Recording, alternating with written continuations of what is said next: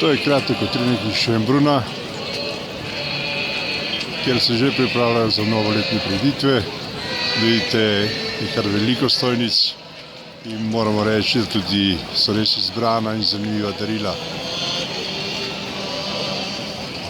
Danes 30. novembra, ko pripravljamo ta posnetek, moramo reči, da je v Schönbrunnu, v Dunajski prestolnici, res lepo. Zato bomo prikazali leta utrinek iz predverja znamenitega Schönbrunna.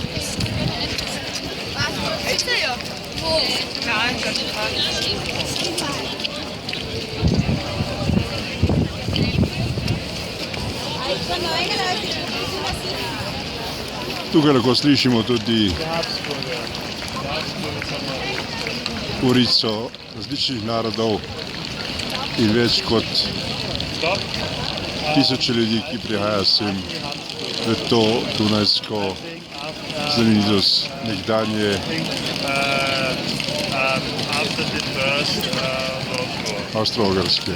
To je bil kratek utrinek iz Schönbrunna, posebej za vas.